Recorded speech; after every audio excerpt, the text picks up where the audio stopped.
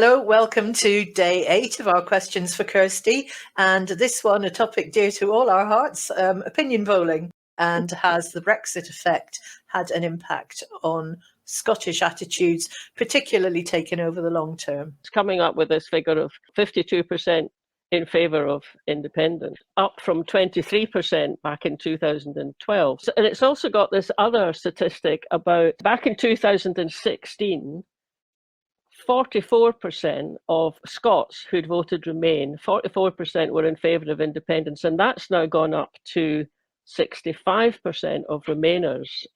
It does look like there's increasing evidence for people in Scotland, say particularly Remainers, becoming more and more convinced about independence as the path to go. So this week I thought that was at least one bright kind of news item that came across.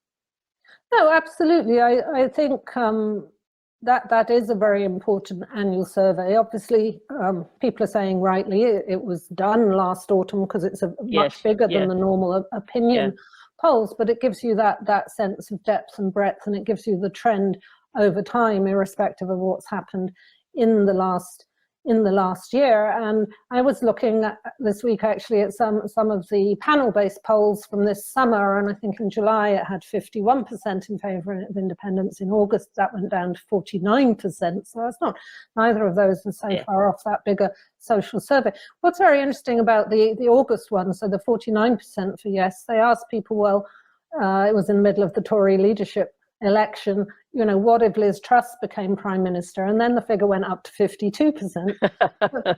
Interestingly, they also said, well, what if Boris Johnson remains Prime Minister? Though obviously he wasn't going to. And again, it went up to 52%. So it actually seemed that when you talk to people in a poll about the specifics, you remind them of which Tory leader is in power, it actually gives a boost to independence. So, I mean, I certainly think the way Liz Truss is going, both in her attitudes to Scotland and to devolution and to the First Minister and so on, and to not allowing a referendum in our so-called voluntary union, and in this extraordinary damaging economic and political path she's on, that can only put up support. It can only increase support for independence. And as you say, it's absolutely true that if you looked at the 2014 vote followed by the subsequent Brexit vote, there was no big difference between being pro-Remain or leave according to your independence vote. But since the decision to leave,